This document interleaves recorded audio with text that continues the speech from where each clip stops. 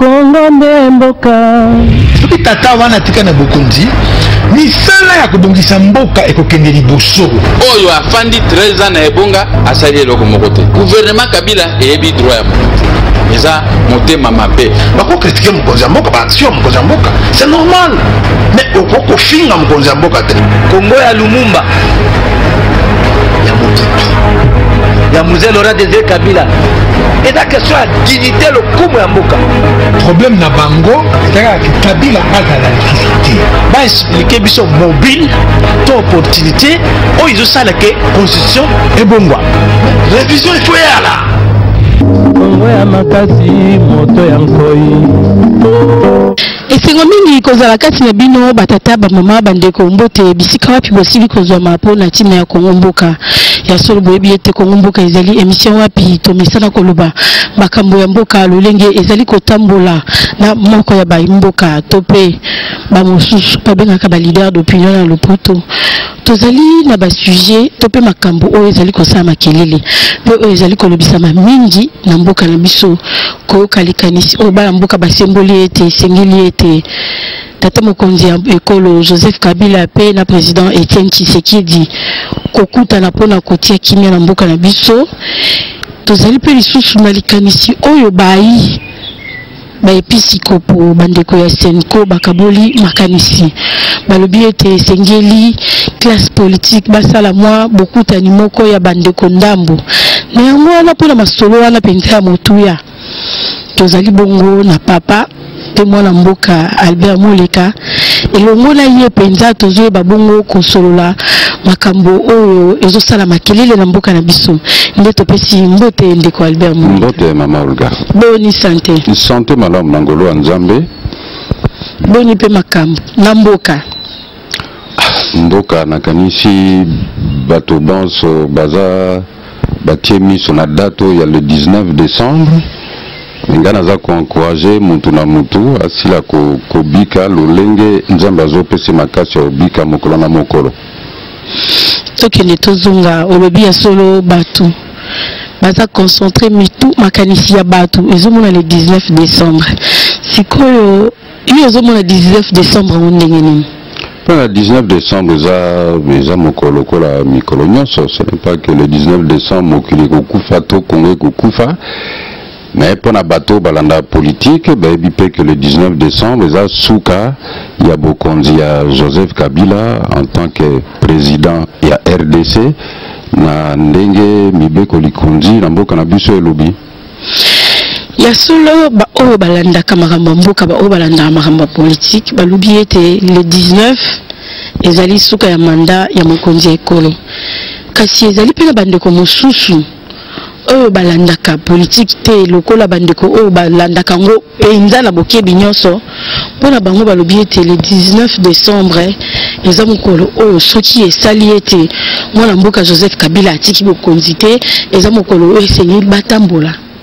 kino na esika oyo ye asilaka bongo kokamba mboka mpona koyebisa ete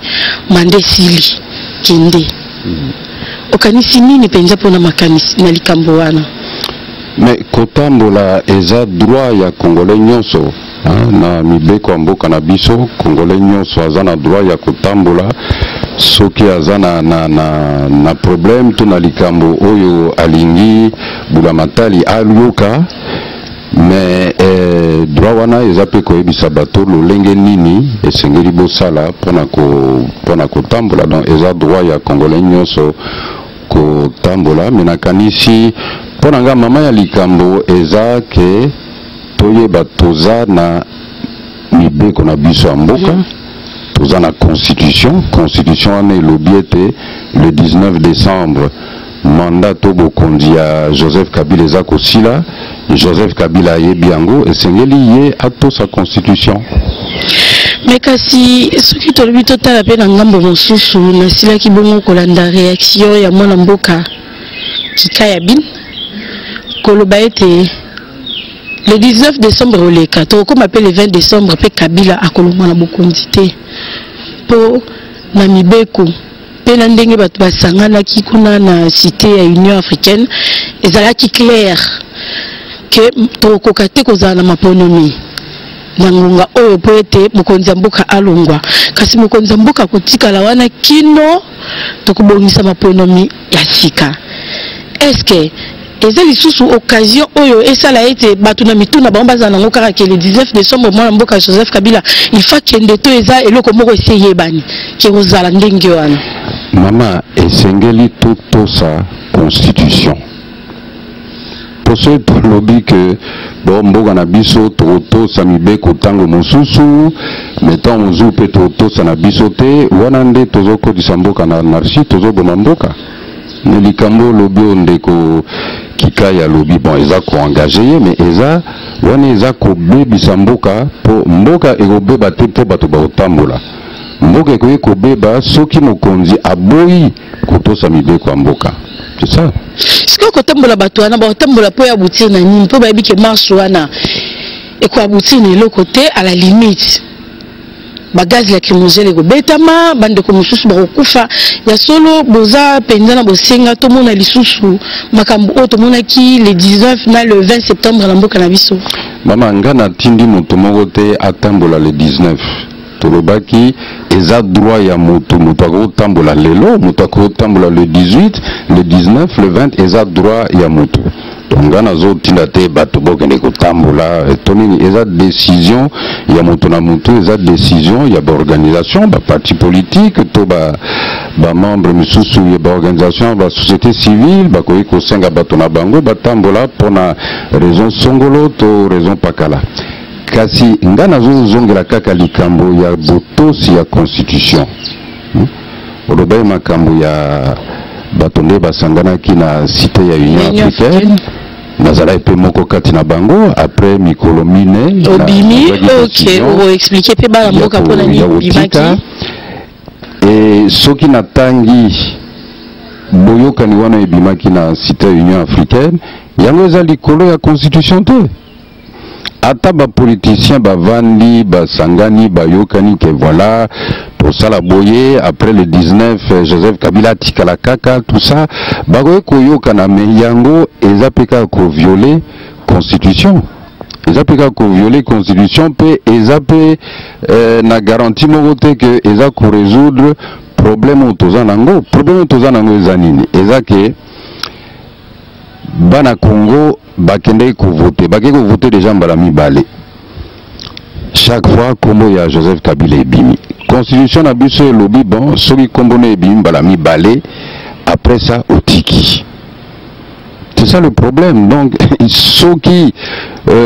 Joseph Kabila aboyi kotika bokonzi le 19 décembre yende aza responsable ya makambo monso oyo la mboka na biso après. Mais kasi tokende tozonga nanu tomeka nanu kokanisa lokola bala mboka esengelaki atika soki ete maponomi esalamaki te mama totalisami ete maponomi esalami te kasi ezali na esika moko mpe oyo ya constitution oyo elobi ete mokonzi ya ekolo akovanda na ebonga wana kino kobongisama ya maponomi boye lokola tokoki osala maponomi te seni oyo atalisaka pe oyo abomisaka mpenza maponomi atalisi ete maponomi ekoki kozala na 2017 to pe na 2018 ntango bolobi ete mwana mboka Joseph Kabila atika ebonga na ile 19 décembre po mboka etambusama lolenge nini mama constitution esika moko te na kati ya constitution ekomami ete président akovanda kino maponami esalima article 70 tomoni mpe cour constitutionnel alimboli yango tanga article 70 wana malamu elobi nini le président de la République reste jusqu'à l'installation du nouveau président article 70 elobi boye président de la République oyo ya mboka na biso Congo baponaka ye pona maximum 2 mandats mandat moko il y a 5 ans renouvelable une fois. Il y a un article 70, le président de la République est élu pour un mandat de 5 ans renouvelable une fois. On dit même parti wana oyo ezande bandeli article 70 balongola ngona mitwa bato. Deuxième partie des lobbies, le président en exercice reste en fonction jusqu'à installation. Il y a un nouveau président élu. C'est-à-dire, oyo basi ba poni. Soki ma ponami salimité. Alinea wana ezana tina mongo te même ya utangango. Ezaka kaitike kaka alinea 1. Ezo kola soki mibeko mboge lobi bon soko tuti mutu esengeli ofut hôpital na ye. Wana lobi mibeko mboka. Mais soko tuti mutu te. Est-ce que mibeko wana boya kolobelango? Non. Lokola baboya ki régime boya ki ko organiser ba élection et nangi ko rappeler que depuis 2012 ngana bandai toujours kobeta certaine likambo na bandolo ba régime et ko organiser élection mon côté. Régime a expliqué problème à guerre mbongo eza quitté pour na bungisa maponomi et puis loi ya élection fallait à voter na parler. Maman yo za mo pandisango. Oui, que avril 2012 et Singala est aux élection provinciale et c'est les magnités ponini. Mbongo ezangaki guerre ezalaki. Non. Entre 2012 jusqu'à 2016, Mbongo nino ezangaki pona kusala ba élection. Mama talakaka budget il y a 2014 Sogo Tangi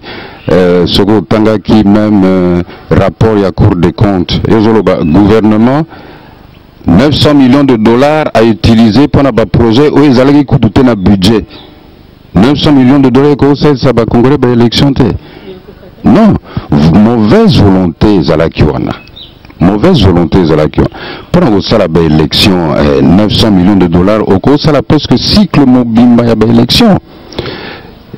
Kanisa pe année passée na 2015, na février 2015, Seni et Bimisaki calendrier. Calendrier wane lobaki nini élection provinciale na octobre 2015, élection présidentielle le 29 novembre 2016.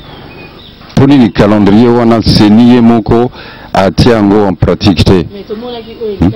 Ponini azwaki mbongo yaba caution yaba parti politique na ba mois de juin juillet pour l'élection il y a ba députés provinciaux na octobre 2015 mais à sali ba élection voté pourquoi non ezalaki manque de volonté politique c'est-à-dire régime abouyaki ko sala ba élection mama 4 ans Bambula mine Nambuka Nabiso ata élection mon côté oyo babengisi ba congolais bayo pona soki chef de quartier soki bourgmestre soki nani 4 ans. Et c'est scandaleux. Mais tant mon côté tozo quoi kufunda mingi pouvoir en classe balinga ki te ko bongisa mapono mais tant mon ko mususu peso ki total malamu on dirait bosenga ya maponomi et pas bande ko na biso pe opposition quelque part au bazali na kati assemblée nationale ezala kité to moni bande ko au bazali na kati assemblée nationale ko pousser te seni to pe pouvoir en place bako ko mema bana mboka na ba maponomi oyo ekokaki ko salama yambo ete to ko ndo ko mana oya présidentielle non wana na pesio raison hein naza na kati ya ba institution te mais na pesio raison Nakanisi que déjà na ba 2013 2014 il fallait bande konabiso au bazana katia ba institution na ba assemblée nationale na ba sénat et sengela ki batia moto pourtant ba moni maponomi o bonga ki salama ki basala ki nini pour gouvernement a débloqué Kambongo ya Seni pour Seni asalaka ba élection puisque na budget chaque année mbula nyonso na budget par moko bambongo moko ezalaki voté pour na Seni asala ba élection. Donc côté wana na pesio raison na kanisi il fallait bandego bazakati na institution vraiment batia moto pour être gouvernement après ça Seni na mukolo lelo boza raison ya condamner gouvernement a détourner mbongo ya Seni mais na mukolo lelo raison ya ko funda gouvernement pe ko tia bango pe pandili ko les ate po bandeko tant mususu bandeko na biso pe bazo siéger bamila kisaki te prêt pour na maponomi donc bazaki komi préparer pour na repousser ngoma maponomi. Oui, régime, ils ont s'organiser pour nous pousser. Na ba opposant pe mususu. bon opposant na évité mais ndenge au lobby je pense que na kata ba institution il fallait bâtir monto 2012 2013 2014 pour être gouvernement a détourné mbongo à sénité mais après ça la séni mbongo na ye mais kasi na mokolo ya lelo oyo tokoki pe osala ete mpona koevite ya solo kobanga oyo bato basala yango mpona mokolo ya le 19 esalama. Oui bato bazobanga date ya le 19 tala bapaya baambassade d'union ceci bato na bango voilà bozonga problème eza na Congo tout ça il faut koéviter situation ya ndenge wana et la seule manière pour ngai eza que président Kabila a pour sa constitution article 75 est entré en vigueur. Mais mboki otombola ndenge nini tambolo ba président Kabila atika mama article 75 article 75 mama elobi président de la République mandat no esili to avant mandat esila ozuli kama tonini président ya Sénat a continué mon salaire pour organiser des élections. Dans l'entretemps, dans une explication, le président du Sénat le la mandat ici là. Aza na délai constitutionnel pour y azape na mandat to qui de 10 ans président du Sénat aza li sous na droite ya ko gérer mboka kino remema mboka na de constitution eloba été ba sénateur na ba député bango batikalaka kino Sénat o mosusu oyo ba voter et ya kokota ndenge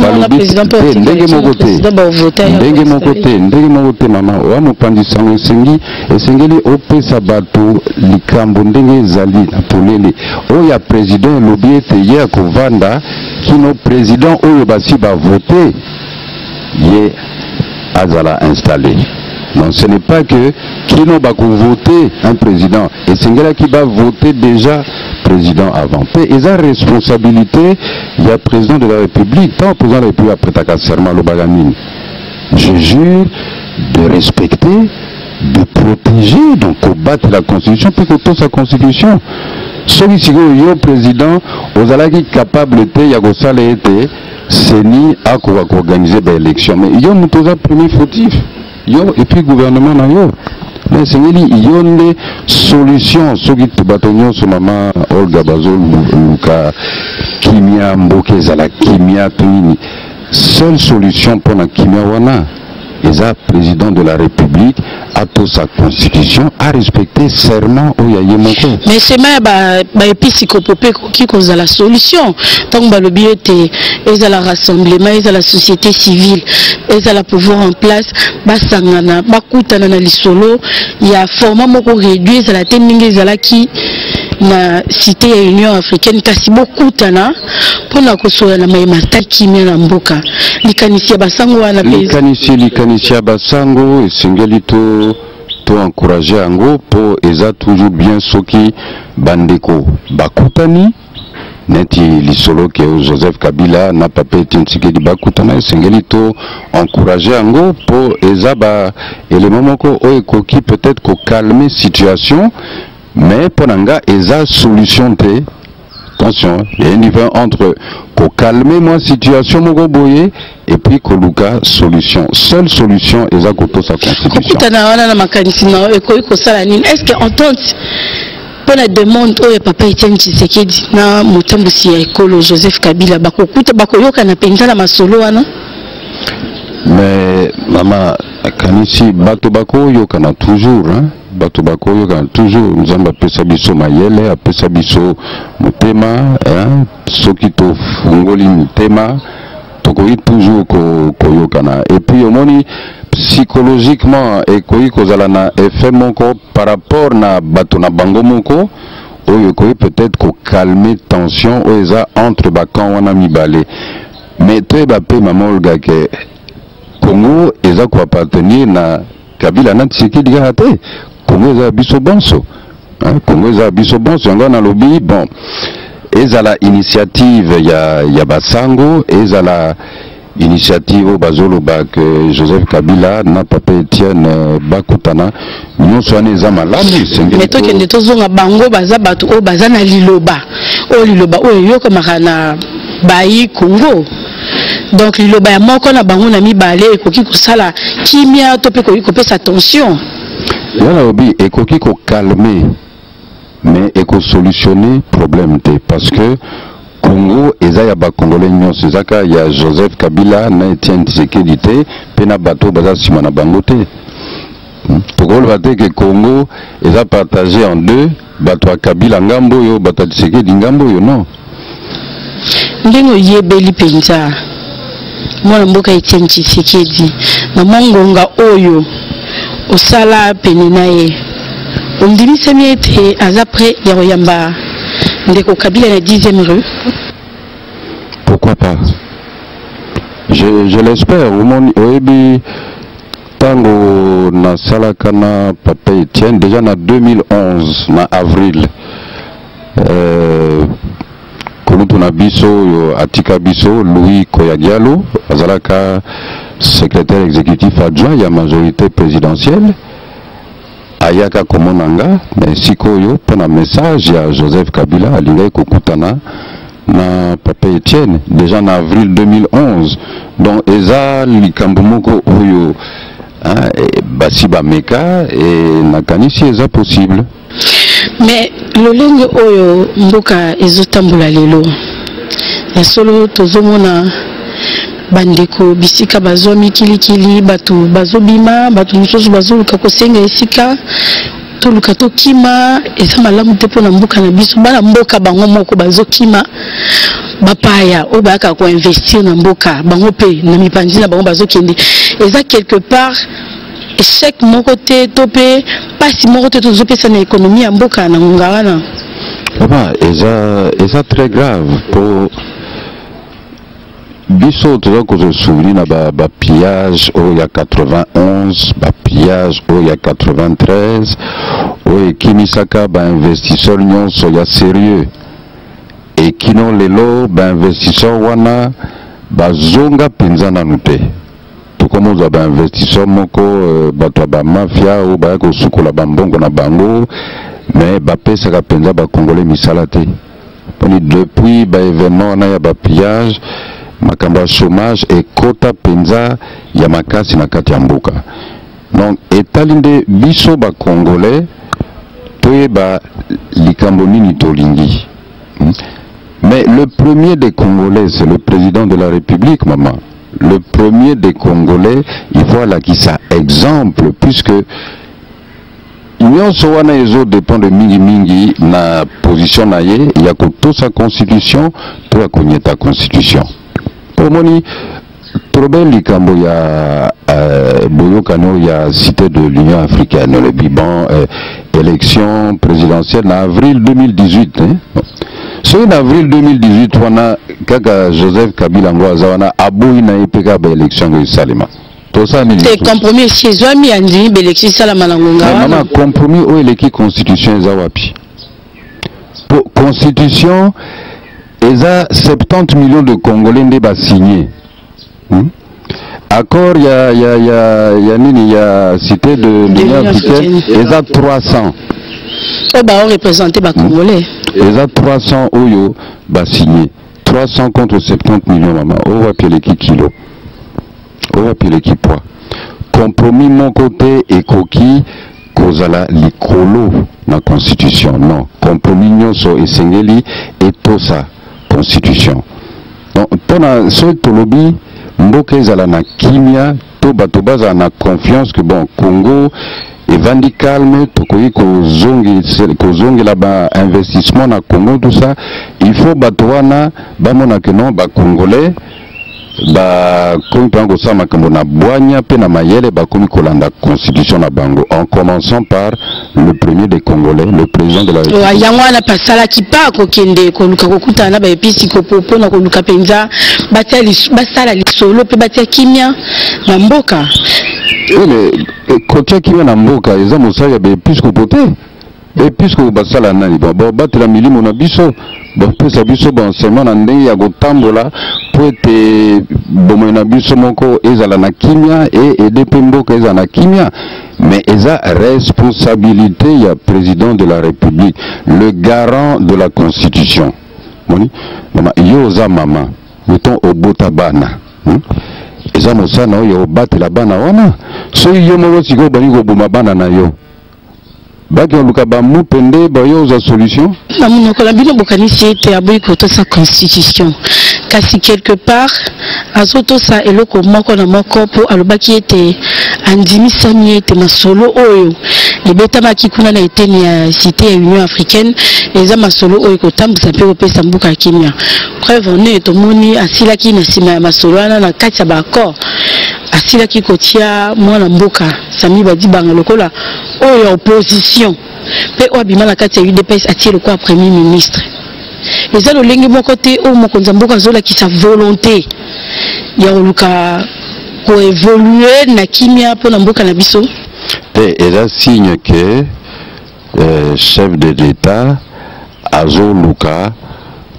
que bato belé le plus possible ya ba opposant baya kolia na ye na kati ya gouvernement. Mais ce n'est pas signe ya volonté ya ko kotisa kimia kati na mboka. Mama ngano nazana lisolo mosusu te. Po kimia chance à kimia ezala na mboka esengeli biso banso toto sa constitution. En commençant par Joseph Kabila, pouvoir na opposition donc biso banso sinon solution moko ezala te. Et kasi ba pesi bino nyonso occasion beaucoup ta kino mokolo ya lelo gouvernement zo sala mate. Na yebite po na bana mboka mosusu balobi ezali ete po bazozela masolo. Esala manakimia bandeko ya opposition ba kokota mingi kasi pona yo gouvernement zo sala matekino mokolo ya lelo pona nini kama yo zoloba bokota gouvernement bino bandeko o bobo ya kota cité de l'Union africaine na bino bo o bokota ki bobimaki na lobi boye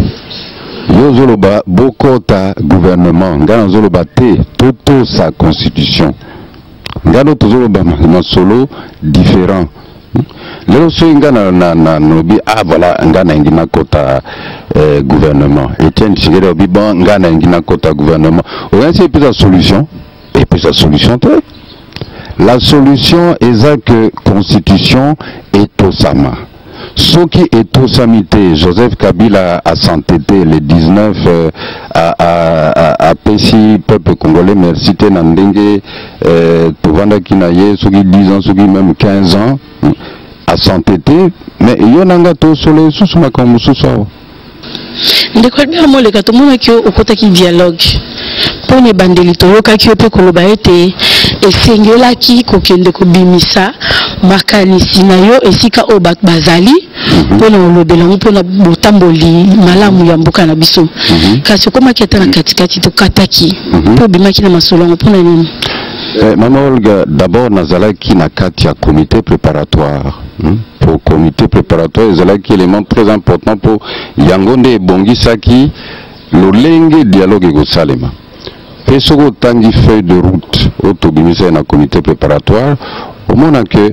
ngana za très fier ya comité préparatoire wana pona moni ezalaki pona nga expérience moko na moi peza que ba congolais soki baza na volonté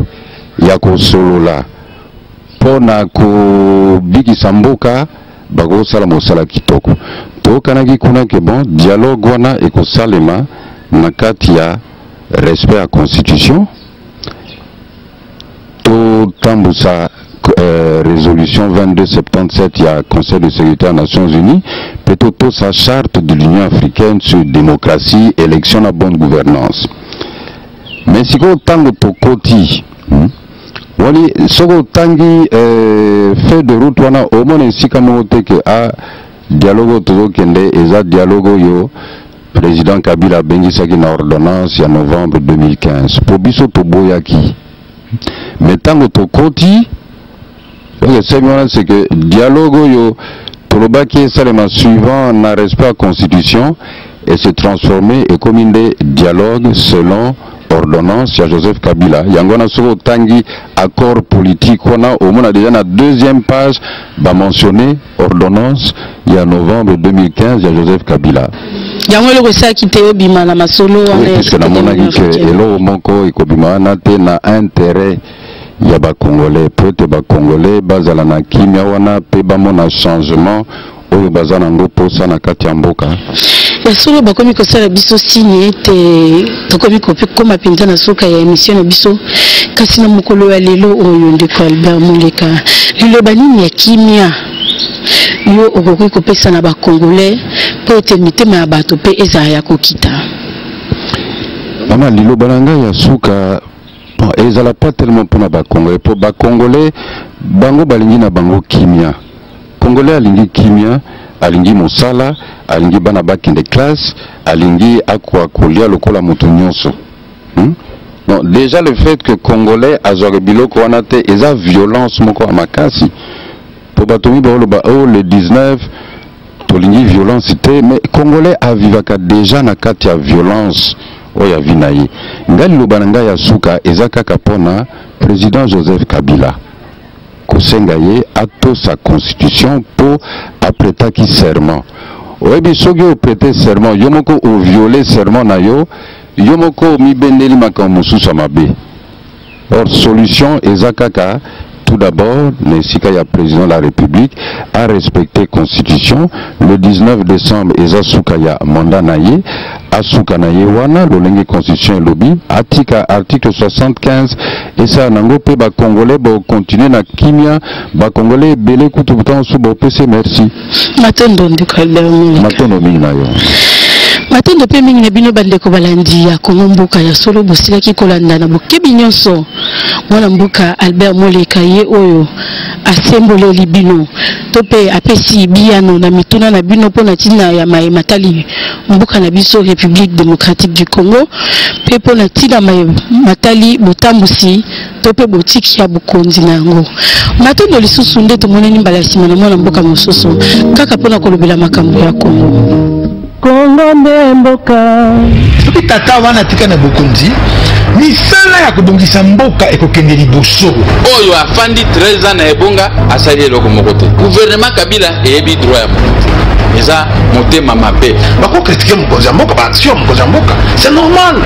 mais okokofinga mokonzi ya mboka te Kongo ya Lumumba ya mokitu ya Mzee Laurent Désiré Kabila eza question ya dignité lokumu ya mboka problème na bango ezalaka Kabila azala lisusu baexplike biso mobile to opportunité oyo ezosala ke constitution ebongwa révision efoyala